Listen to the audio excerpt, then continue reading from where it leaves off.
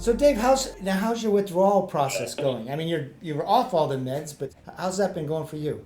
Yeah. So the physical symptoms, I'd say in the year and a half since the last drug have subsided substantially. I still get a lot of muscle tension, a lot of grinding of my teeth still, and tension in my jaw and face.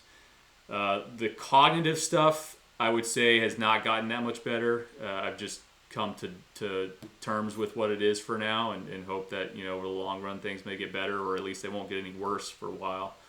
But executive function, planning, coordinating things, multitasking, gone. Short-term memory, I'd say, is impaired. Long-term memory is okay, but I have a lot of kind of depersonalization, like detachment from who I was previously. I would say that's kind of the gist of how things have gone. Definitely I've been inexorably changed forever, and I think at some point you got to recognize that there's some changes that have been made that are most likely not going to go back to the previous state. So, I just read an article that is so relevant to this, and I can't remember if it was in the New York Times or where I read it. Yeah. And it's an article about opioid addiction. Yeah. Okay? And what they say in this is that the opioids, because we consider them as addictive drugs, okay, that they cause long-standing changes in how the brain functions. Now, in this article, they were talking about that even after you try to come off or are off, your brain is now different than it was before you spent, say, using opioids for some period of time. And then they were raising this question that you're raising: in what way does it renormalize? Now, opioids are no different, really, than SSRIs or benzodiazepines, in the sense that they perturb some neurotransmitter function that causes your brain to change. So we're talking about the same process. Now, maybe you experience opioids differently than you do SSRIs, but they're both causing brain changes. But we never ask the question that you're asking, which is, in what way do these drugs change the brain after extended use long term? Yeah. And what sort of Yeah. renormalization happens of brain function? And you'd think we'd be asking that. It's such an important question if we're having 1 out of 5 people taking these drugs. But it's like, if the drug is seen as addictive, like opioids, we can raise that question in society. But if it's an SSRI, we can't raise that question. We never hear it framed that way in the media. Or with benzos, it's sort of half in between. So Dave, how long have you been? I have a question for you. How long have you been totally off the meds, off of all meds? So it was August of 2015 when I think the last time I was on a benzo was. So that's, I guess, about a little over a year and a half. Yeah, you're almost like 20 months. Yeah. So my question, so you feel you were changed, and you're still feeling some impairments, right? Oh yeah, cognitively very much. Yeah. Definitely. Right. Were you in engineering at MIT? I forget. Yeah, it was a master's program. I was I got 2 master's degrees, one in mechanical engineering and one in naval engineering and ship design. So you got to be pretty cognitively sharp to do MIT. Yeah. No, it was and I think the best way I explain it to people is every time I open up a computer now and I go to use like Microsoft Excel, I have to relearn how to use certain functions every time I use it.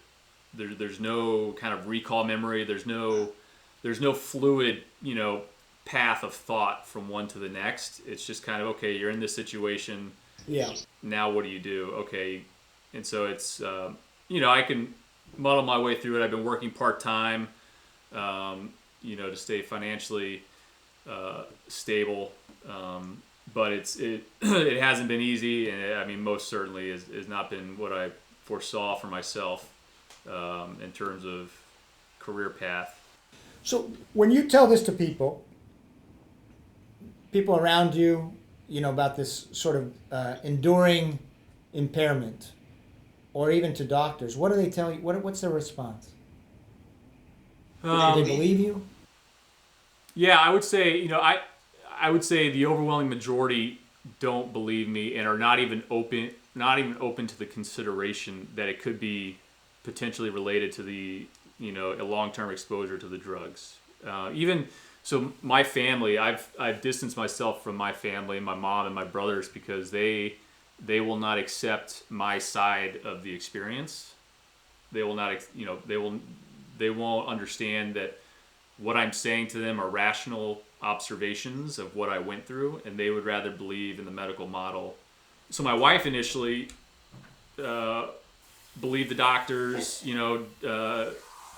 didn't believe that what I was experiencing was because of the drugs. But over time, after educating her, sharing other people's experiences, we've watched a lot of your videotaped lectures online on YouTube.